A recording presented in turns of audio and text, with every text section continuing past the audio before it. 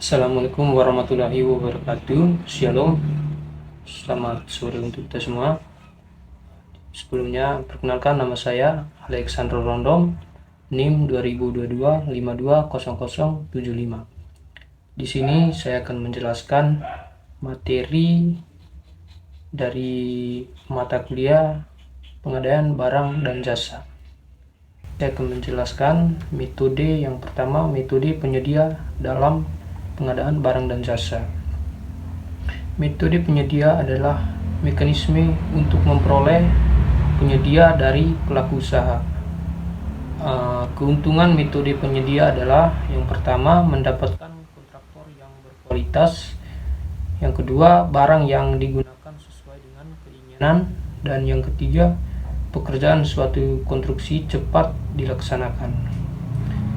Kedua, strukturnya lebih disederhanakan dengan hanya mengatur hal-hal yang bersifat normatif dan menghilangkan bagian penjelasan, sedangkan hal-hal yang bersifat standar dan prosedur diatur dalam peraturan LKPP dan peraturan kementerian terkait pengadaan barang atau jasa pemerintah yang meliputi yang pertama barang, yang kedua pekerjaan konstruksi, yang ketiga jasa konsultasi, yang keempat jasa lainnya.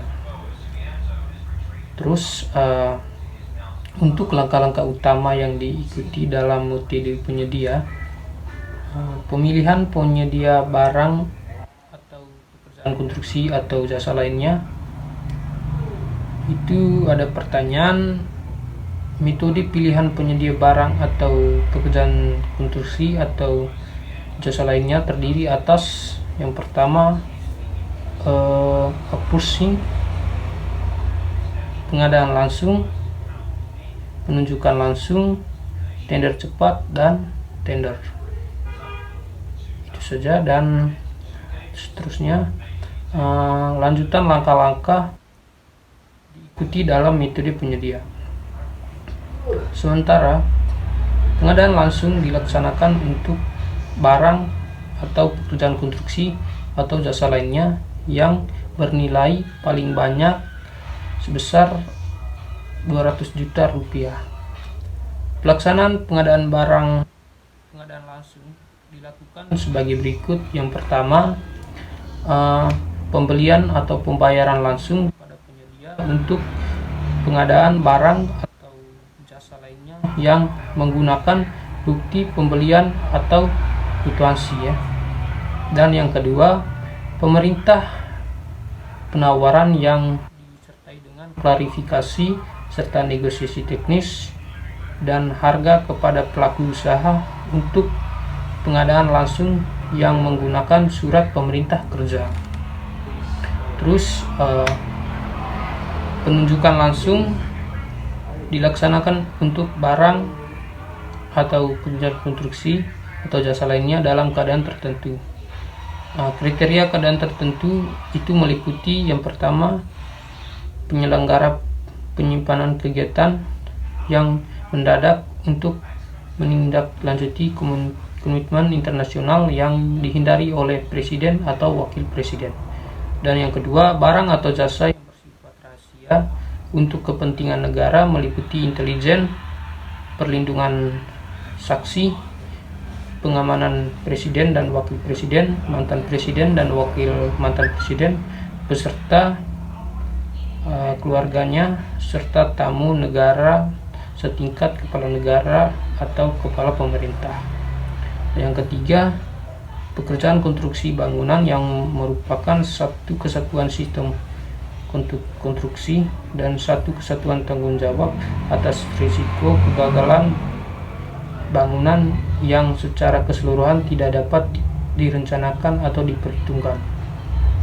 Yang keempat, barang atau pekerjaan konstruksi atau jasa lainnya yang hanya dapat diselesaikan oleh satu pelaku usaha yang mampu. Langkah-langkah diikuti dalam metode penyedia. Yang pertama, spesifikasi atau volume pekerjaannya sudah dapat ditentukan secara rinci.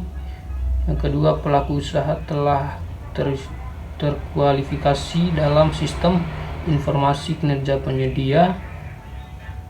Terus tender cepat. Dilaksanakan dalam hal lebih lanjut, pelaksanaan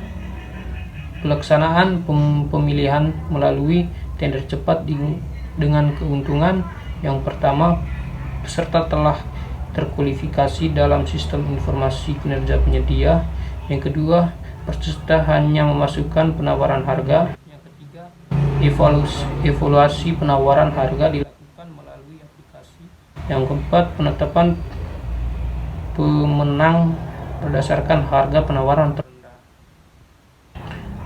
Terus pelaksanaan pemilihan melalui tender meliputi pelaksanaan kualifikasi, pengumuman dan undangan, pemanfaatan dan pengambilan dokumen pemilihan, terus pemeliharaan penjelasan, penyimpanan dokumen penawaran, evaluasi dokumen penawaran, penetapan dan penggunaan pemenang, sanggah dan sanggah banding.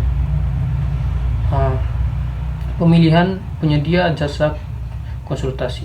Khusus untuk metode pemilihan penyedia jasa konsultasi terdiri dari seleksi, pengadaan langsung, penunjukan langsung, jasa konsultan, jasa konsultasi, jasa konsultasi di bidang hukum, pemerintah berulang atau red order.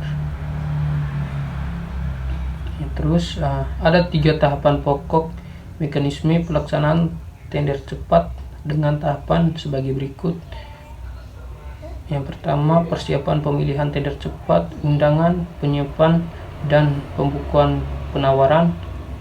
Untuk penjelasannya seperti yang ada di PPT ini. Terus metode pemilihan penyedia. Sedangkan sebagaimana disebutkan dalam pasal 14 ayat 1, metode penyedia jasa konstruksi terdiri dari seleksi, pengadaan langsung, penunjukan langsung. Dan pengadaan barang atau jasa pemerintah dengan cara pengadaan langsung antara lain pengadaan. Mungkin itu saja yang dapat saya jelaskan. Sekian dari saya. Jika ada salah kata dari saya, mohon sekian dari saya. Terima kasih. Selamat sore.